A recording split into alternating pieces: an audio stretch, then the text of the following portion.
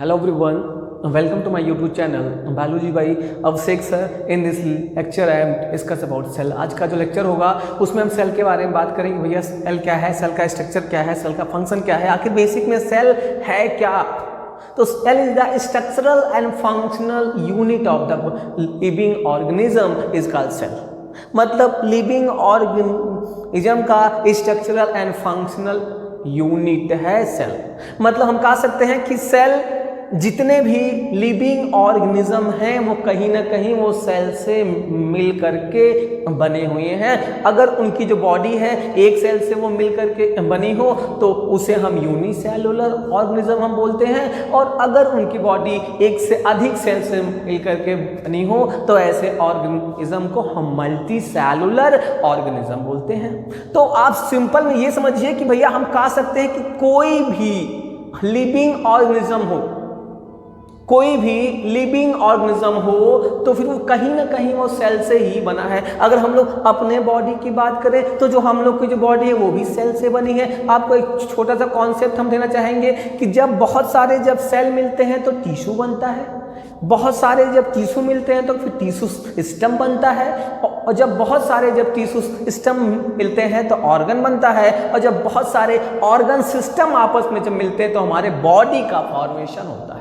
तो मतलब हम कह सकते हैं कि इतने भी लिविंग ऑर्गेनिज्म हैं वो कहीं ना कहीं वो सेल से मिलकर के बने हुए होते हैं। अब अगर हम सेल की हम डिस्कवरी की बात करें, अगर हम सेल के हम डिस्कवरी की बात करें कि भैया जो सेल है इसकी डिस्कवरी अब हुई, तो आपको बता दें कि जो आपकी जो सेल की जो डिस्कवरी है वो 1665 में सबसे पहले रॉबर्ट हुक नामक साइंटिस्ट ने, कौन से साइंटिस्ट ने, रॉबर्ट हुक नामक साइंटिस्ट ने सबसे पहले सेल की डिस्कवरी की। रॉबर्ट हुक ने कॉर्क में सबसे पहले सेल को देखा। इन्होंने देखा कि भैया कॉर्क के अंदर कुछ हनी कॉम लाइक स्ट्रक्चर पाया जाता है। मतलब मधुमक्खी का जो छत्ता होता है उसमें जो कैविटी होती है उसी टाइप का कुछ स्ट्रक्चर ये पाया जा रहा है। फिर इसको इन्होंने टर्म दिया सेल। फिर उस दिन के बाद 1674 में एक और साइंटिस्ट है एंटोनी वान लुईवेनहग। 1674 में एक और साइंटिस्ट है एंटोनी वान लुईवेनहग। इन्होंने सबसे पहले लिविंग सेल को देखा। तो क्वेश्चन पूछा जाता है कि भैया सबसे पहले लिविंग सेल को भाई किसने देखा, तो सबसे पहले जो लिविंग सेल है इसको हमारे एंटोनी वान लुईवेनहग ने देखा। और जो सबसे पहले अगर सेल की बात की जाए कि किसने डिस्कवरी की तो रॉबर्ट हुक ने 1665 में कॉर्क में सबसे पहले सेल को देखा था रॉबर्ट हुक ने। और ये रॉबर्ट हुक ने जो सेल देखा था वो डेड सेल था। अगर हम सिंपल में हम कह सके तो उन्होंने केवल ये सेल वाल का जो पोर्शन है, जो प्लांट सेल का आउटर मोस्ट जो कवरिंग जो रिजिड कवरिंग होती है जिसको हम सेल वाल बोलते हैं, तो रॉबर्ट हुक ने सबसे पहले केवल सेल वाल को ही देखा था। ये भैया सेल की डिस्कवरी होगी। अगर हम सेल के साइज की बात करें इन जनरल तो जो सबसे जो बड़ा सेल होता है वो ऑस्ट्रिच का एग है। और अगर हम सबसे स्मॉलेस्ट हम सेल की हम बात करें तो आपका माइकोप्लाज्मा है। अगर हम ह्यूमन बीइंग में सबसे लार्जेस्ट सेल की बात करें तो आपका वो नर्व सेल है। और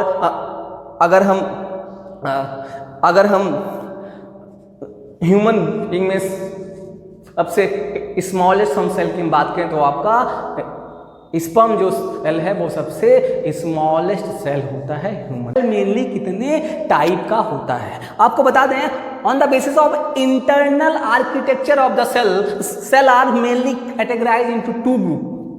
मतलब जो सेल का इंटरनल आर्किटेक्चर है, जो उसके इंटरनल स्ट्रक्चर हैं, उसके बेसिस पे जो सेल हैं उनको कुल दो कैटेगरी में बांटा गया है। कौन कौन से? एक आपका है प्रोकैरियोटिक सेल, एक आपका है यूकैरियोटिक सेल। तो हमने क्या बोला, इंटरनल आर्किटेक्चर के बेसिस पे। अब इंटरनल आर्किटेक्चर में उन्होंने क्या देखा, इंटरनल आर्किटेक्चर में उन्होंने देखा भाई न्यूक्लियस। सेल के अंदर आप सपोज कीजिए ये एक सेल है तो इसके अंदर न्यूक्लियस होगा, और न्यूक्लियस के बाहर एक बाउंड्री पाई जाती है जिसको न्यूक्लियर मेम्ब्रेन बोलते हैं। जिसको क्या बोलते हैं? जिसको बोलते हैं न्यूक्लियर मेम्ब्रेन। तो उन्होंने बोला कि ऐसा सेल जिसके अंदर भाई न्यूक्लियस भी हो और न्यूक्लियर मेम्ब्रेन भी पाया जाए, ऐसा सेल जिनके अंदर न्यूक्लियस मेम्ब्रेन पाया जाए, ऐसे सेल को हम यूकैरियोटिक सेल कहेंगे। और ऐसा सेल जिनमें न्यूक्लियस हो लेकिन जो आपका मेम्ब्रेन है, मतलब जो न्यूक्लियर मेम्ब्रेन है, ये एब्सेंट हो, तो ऐसे सेल को हम प्रोकैरियोटिक सेल कहते हैं। तो सेल के इंटरनल आर्किटेक्चर में क्या देखा गया? उसके भाई न्यूक्लियर मेम्ब्रेन को कंसीडर किया गया कि उसका जो न्यूक्लियर मेम्ब्रेन है वो कैसा है। अगर ये न्यूक्लियस मेम्ब्रेन है तो भाई ऐसे सेल को उन्होंने कहा यूकैरियोटिक सेल। और अगर जो न्यूक्लियर जो मेम्ब्रेन था वो एब्सेंट था, वो नहीं था, तो ऐसे सेल को उन्होंने कहा प्रोकैरियोटिक सेल। तो सेल कितने टाइप के? 2 टाइप के। एक आपका भाई यूकैरियोटिक, एक आपका क्या बोलते हैं प्रोकैरियोटिक सेल हो गया। कौन से बेसिस पे? इंटरनल आर्किटेक्चर के बेसिस पे। इंटरनल आर्किटेक्चर में क्या देखा गया? इंटरनल आर्किटेक्चर में देखा गया कि यार जो सेल है उसके अंदर न्यूक्लियस है, तो न्यूक्लियस के बाहर जो एक मेम्ब्रेन पाया जा रहा है, न्यूक्लियर मेम्ब्रेन के बेसिस पे सेल को 2 कैटेगरी में कैटेगराइज किया गया। एक आपका जो प्रोकैरियोटिक और दूसरा आपका यूकैरियोटिक सेल होता है। तो हमने आपको बताया कि यूकैरियोटिक सेल में भाई क्या होगा? यूकैरियोटिक सेल में होगा कि न्यूक्लियर मेम्ब्रेन एब्सेंट होगा, और जो आपके जो प्रोकैरियोटिक यूकैरियोटिक सेल में होगा कि न्यूक्लियर मेम्ब्रेन प्रेजेंट होगा, और जो आपका जो प्रोकैरियोटिक सेल है उसमें जो आपका जो न्यूक्लियर मेम्ब्रेन है वो एब्सेंट होगा। तो ये आपका 2 टाइप के सेल हो गए, एक आपका यूकैरियोटिक और एक प्रोकैरियोटिक सेल। क्लियर है? अब थोड़ा हम लोग एग्जाम्पल की बात कर लेते हैं। अगर हम प्रोकैरियोटिक का एग्जाम्पल देखें तो सबसे बढ़िया एग्जाम्पल बैक्टीरिया है, माइकोप्लाज्मा है, ब्लू ग्रीन एल्गी है। इन सभी में प्रोकैरियोटिक सेल पाया जाता है। क्लियर है? और यूकैरियोटिक की बात करें तो भैया प्लांट, एनिमल, हम सभी लोगों में यूकैरियोटिक सेल पाया जाता है। तो आज से आपसे कोई पूछे आपके अंदर भाई कौन से टाइप का सेल है, तो उनसे फर्स्ट से बोले भाई यूकैरियोटिक सेल है। और बैक्टीरिया में कौन सा सेल है? तो बैक्टीरिया में प्रोकैरियोटिक सेल पाया जाता है। हो गया? अब देखिए, ये तो भाई 2 टाइप के सेल की बात होगी। और एक स्पेशल टाइप का सेल पाया जाता है जो आपके इन जनरल बुक में नहीं, कुछ बुक में दिया हुआ है, मीजोकैरियोटिक सेल। एक तो हमने आपको बताया कि इंटरनल आर्किटेक्चर के बेसिस पे जो मेनली है सेल को 2 कैटेगरी में बांटा गया, एक आपका ये प्रोकैरियोटिक और दूसरा आपका यूकैरियोटिक। हमने आपको बताया कि प्रोकैरियोटिक ऐसा सेल जिसमें भाई न्यूक्लियस हो लेकिन जो न्यूक्लियर जो मेम्ब्रेन था वो एब्सेंट हो, और यूकैरियोटिक में हमने आपको बताया कि जो आपका जो न्यूक्लियर जो मेम्ब्रेन है वो पाया जाए, तो ऐसे सेल को हम यूकैरियोटिक। लेकिन एक और स्पेशल टाइप का भी सेल पाया जाता है जिसको बोलते हैं मीजोकैरियोटिक सेल। कौन सा सेल? मीजोकैरियोटिक सेल। मीजोकैरियोटिक सेल में क्या था? ऐसा सेल जिसके अंदर या दोनों के कैरेक्टर पाए जाएं।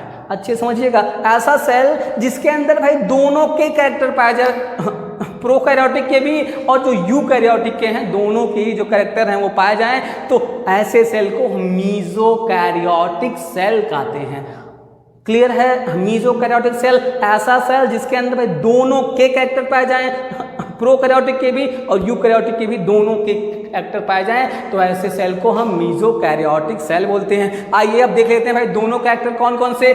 जो आपका जो मीजोकैरियोटिक जो सेल होगा उसके अंदर यूकैरियोटिक के जैसा और न्यूक्लियस हो, मतलब कि न्यूक्लियर मेम्ब्रेन पाया जाए, और क्या हो, जो न्यूक्लियस के अंदर यूकैरियोटिक में हिस्टोन प्रोटीन होता है लेकिन वो प्रोकैरियोटिक में हिस्टोन प्रोटीन नहीं होता है। तो जो आपका जो मीजोकैरियोटिक जो सेल होगा